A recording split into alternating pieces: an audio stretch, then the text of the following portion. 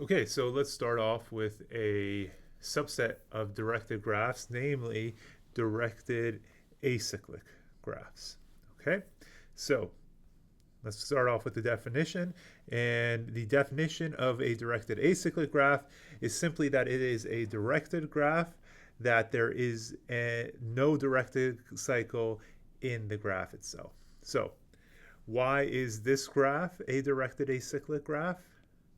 It's because you can't, starting from any vertex, you can't return to that vertex using any combination of edges, right? Remember, that's what our definition for a cycle was in last lecture, that there is a path vi v1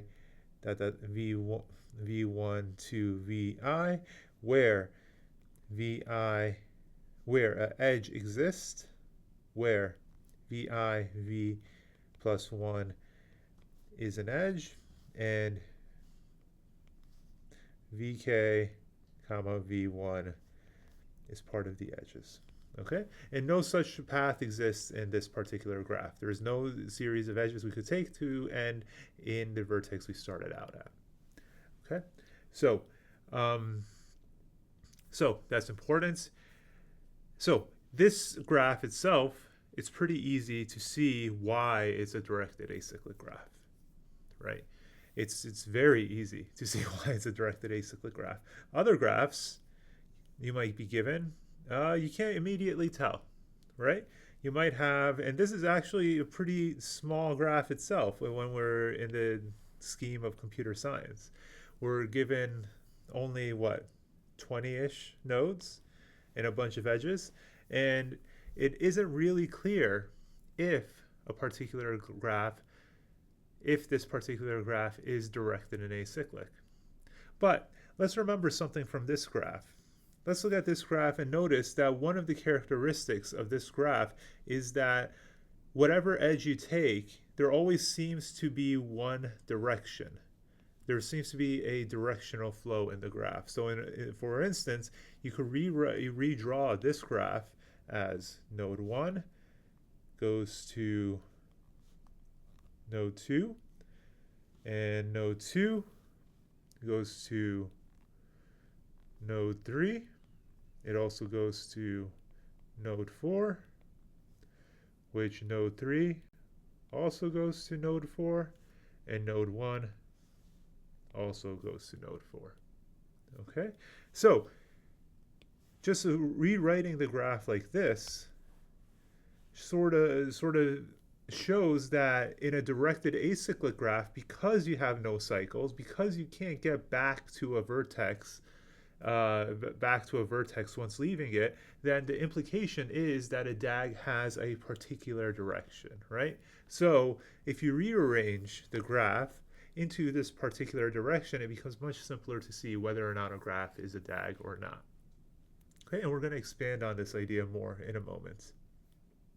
So following that idea of having a particular flow, it means that in a directed acyclic graph, you have, i.e., a starting point. That's what we refer to as a source, and an ending point. That's what we refer to as a sink. We have to have at least one starting point, at least one vertex, where there are no incoming edges, but there are a bunch of outgoing edges. Well, there don't have to be outgoing edges, but there must be at least one vertex where there are no incoming edges, right? So that is our source. Similarly, for a DAG, we must have a particular sink. Again, no cycles, right? So if there is a path, it has to lead somewhere, and there must be at least one node where it has incoming edges. It has 0 or more incoming edges, but it has 0 outgoing edges. Okay, and that's a sink. So the simple proposition here is that every directed acyclic graph has at least one source and one sink, and we gave a intuitive explanation for why that is, but a more formal explanation is simply that if there is a path in the graph, then if we assign v1 to be a source and vk to be a sink, then if V1 is not a source, then V1 has a incoming edge which either creates a cycle or a longer path, both of which are contradictions. Okay. Similarly, if VK has an outgoing edge, then we would have to either have another cycle or a longer path in the graph.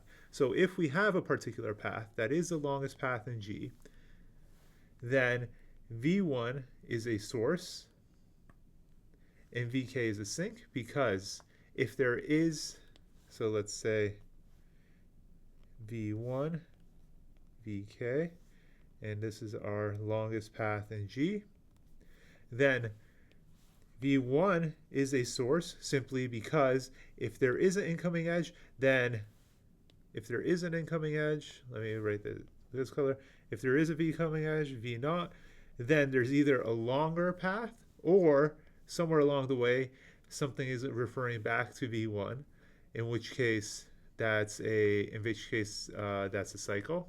So V1 to VK can't be the longest path. Similarly, the same logic, we have that VK must be a sink. Okay. Okay. So that is that, and given the idea of sources and sinks, we're going to talk about ordering, which we already did, sort of topological ordering of directed acyclic graphs next. Thanks.